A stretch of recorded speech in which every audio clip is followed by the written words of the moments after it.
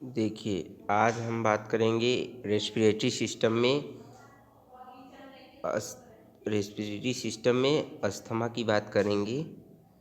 Asthma के बारे में पढ़े जाएंगे। तो देखिए, अब पहले थोड़ा सा देख लेते हैं व्हाट इज रेस्पिरेटरी सिस्टम क्या होता है। तो देखिए, रेस्पिरेटरी सिस्टम जहाँ पे होता है, देखिए ऑक्सीजन गैस का अंदर शरीर के अंदर और बाहर करने का मुख्य कार्य होता है रेस्पिरेटरी सिस्टम का। ठीक है, exchanges of gases during internal and external respiration is the major function of the respiratory system. ठीक है, आइए देखते हैं अस्थमा क्या होता है।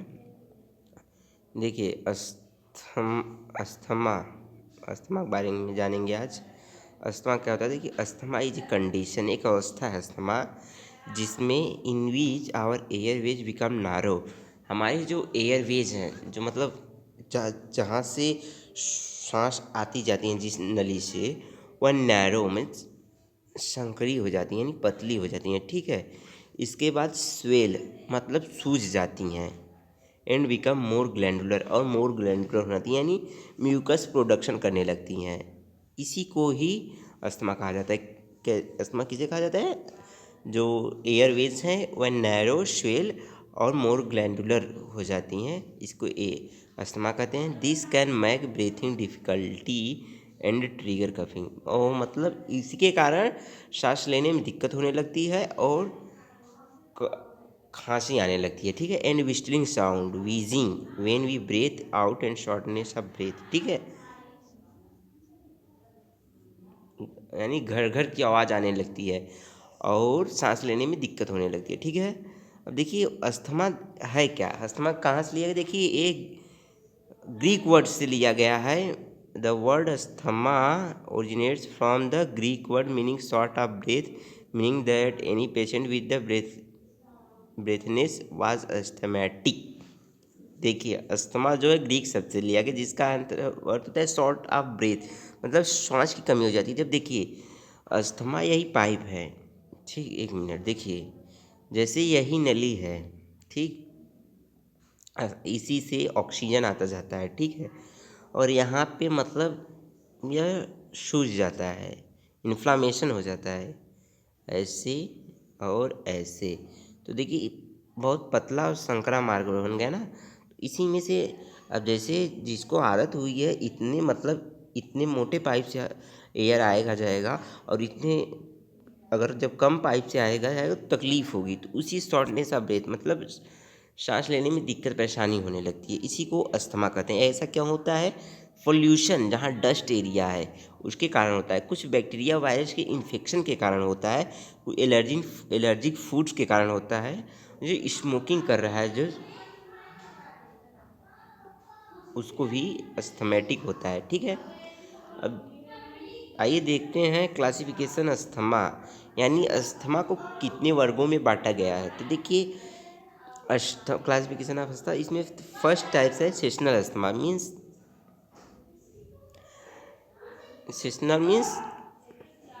जो मौसमी होता है, मीन्स एक मौसम में आएगा। ठीक है, some of the people not tolerant even the minute changes in the session. ठीक है, कोल्ड हॉट रेन। ठीक है, कुछ लोग मतलब कुछ समय पे बदलता रहता है जैसे मौसम, उसी प्रकार उनके शरीर का भी अवस्था बदलता रहता है। Due to the seasonal variation allergic reaction also occurs and leads to complicated if not treated during the starting condition। ठीक है, जैसे कुछ लोगों को हो गया ठंडी से दिक्कत होती है, कुछ लोगों को गर्मी से परेशानी होती है, कुछ लोगों से बारिश के मौसम में परेशानी होती है। तो वही उसी समय जब उनको मतलब परेशानी हुई सांस लेने में, अगर शुरुआती के क्षणों में उनका इलाज नहीं किया गया तो वही अस्थमेटिक रूप ले लेता है, जिसको सेशनल अस्थमा कहते हैं। ठीक है, सेकेंड है allergic asthma. Allergens pollen animal dander dust etc.. ठीक है, एलर्जिक अस्थमा जी एलर्जी के कारण होता है। उसमें देखिए, पोलेन मीन्स पॉल्यूशन के कारण भी हो सकता है, एनिमल मतलब जो भी जानवर हैं घरेलू, उनसे बैक्टीरिया वायरस इसके कारण हो सकता है। डेंडर डस्ट और मतलब धूल मिट्टी के कणों के कारण भी हो सकता है। ठीक है, इसके बाद होता है ऑक्यूपेशनल अस्थमा। ऑक्यूपेशनल अस्थमा क्या होता है? In the chemical industries many chemicals case the asthma. ठीक है, एक मिनट। केमिकल इंडस्ट्रीज, जो भी इंडस्ट्रीज हैं उनमें बहुत सी केमिकल्स उड़ रही हैं, वहाँ पे ऑक्यूपेशनल अस्थमा हो जाता है। Exercise induced asthma. ठीक है, due to the excessive exercise also lead the asthma. देखिए कभी कभी आपने देखा होगा, अगर आप सुबह एक्सरसाइज कर रहे हैं, बहुत तेज़ दौड़े, तो आपका सांस फूलने लगता है, यानी तेज़ी से सांस चलने लगता है, उसको ही एक्सरसाइज इंड्यूस्ड अस्थमा कहते हैं। एक लास्ट होता है आपका अस्थमा सीओपीडी ओवरलैप। देखिए सीओपीडी का फुल फॉर्म क्या होता है? Chronic obstructive pulmonary disease. इससे सेम मिलता जुलता है, थोड़ा सा डिफरेंस है अस्थमा और सीओपीडी में। ठीक, देखिए एम्फेसेमा एंड ब्रोंकाइटिस, जो सीओपीडी होता है दो प्रकार का होता है। उसका एक फर्स्ट स्टेज होता है क्रोनिक ब्रोंकाइटिस और सेकंड होता है एम्फीसेमा। ये दो स्टेजेस होते हैं सीओपीडी की। ठीक है, also responsible for the hyper activity of glandular activity of the mucosal cells and leads to the asthma. ठीक है, इसके कारण भी होता है। ठीक है, अब इटियोपैथोजेनेसिस देखेंगे अस्थमा का। आखिर अस्थमा होता कैसे है या किन कारणों से अस्थमा होता है? तो देखिए फर्स्ट जो है, it is arising due to the hyper responsive of immune system. ठीक है, जो अस्थमा होता है कैसे एराइज मीन्स मतलब अस्थमा कैसे शरीर में बढ़ता है, तो hyper responsiveness of immune system के हाइपर रिस्पॉन्सिवनेस से अस्थमा होता है। Casing variable and reversible air flow obstruction means, देखिए वेरिएबल मतलब वेराइटी कई भिन्न भिन्न प्रकार के, और रिवर्सिबल माने पुनः होते हैं, बार बार होते हैं, और एयर फ्लो का जो बार बार ऑब्स्ट्रक्शन होता है उसके कारण होता है। Many factors for the hyper activity include. ठीक है, हाइपर एक्टिविटी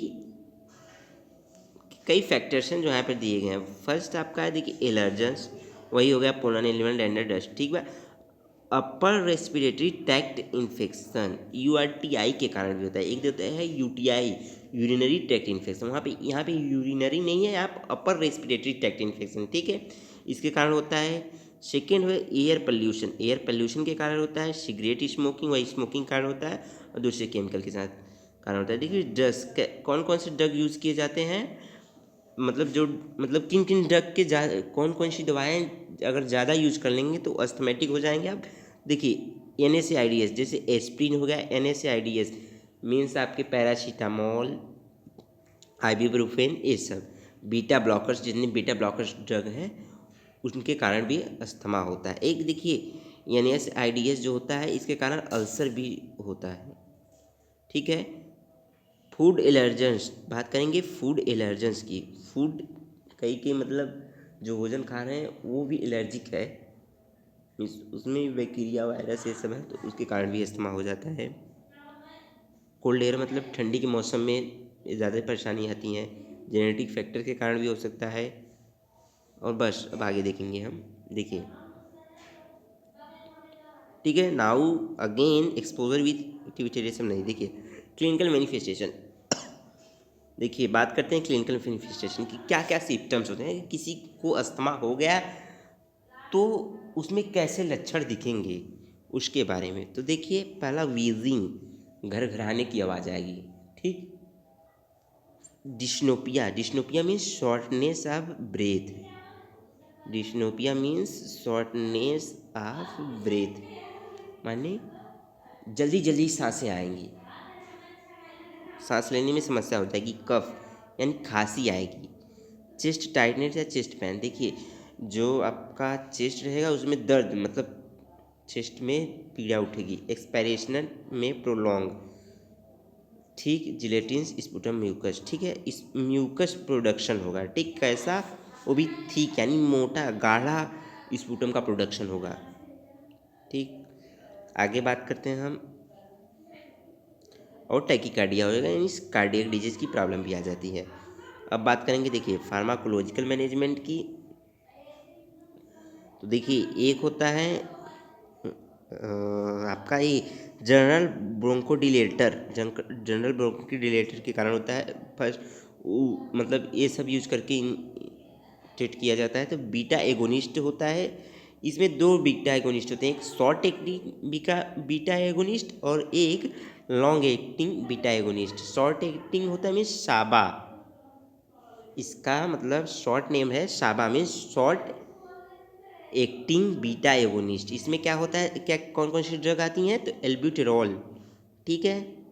इसके बाद सल्ब्यूटामॉल, एक बात और ध्यान दीजिए, सल्ब्यूटामॉल जो है सीओपीडी में भी यूज़ होता है, फेनोटेरॉल और टर्बुटालाइन, ठीक है। और लाबा जो होता है means long acting beta agonist. इसमें कौन सी आती हैं दवाएं, सेल्मेट्रॉल और फॉर्मोटेरॉल। और ये जो सल्मेटेरॉल है ये सीओपीडी में भी यूज़ होता है, ठीक है। जनरल ब्रोंकोडिलेटर में दूसरा टाइप है आपका मुस्कैर्निक एंटागोनिस्ट, मीन्स एंटीकोलिनर्जिक, मीन्स सामा। शॉर्ट एक्टिंग म्यूस्कार्निक एंटागोनिस्ट इप्राट्रोपियम, और लॉन्ग एक्टिंग मीन्स लामा, एक्लिडिनम और ट्रिट्रोपोइयम, ठीक है। इसका आता है फिक्स्ड कॉम्बिनेशन। जो फिक्स्ड कॉम्बिनेशन, इसमें देखिए फिक्स्ड कॉम्बिनेशन मीन्स देखिए इसमें बीटा एगोनिस्ट भी होगा और एंटीकोलिनर्जिक ड्रग भी होगा, जैसे एल्बिटेरॉल और इप्राट्रोपियम, फेनेटेरॉल, इप्राट्रोपियम, ब्यूडेसोनाइड, फॉर्मेटेरॉल, फ्लूटिकासोन और सेल्मेटेरॉल। इन सब के देखिए ये सब टैबलेट के फॉर्म में आते हैं और दूसरा इनहेलर के रूप में दिया जाता है।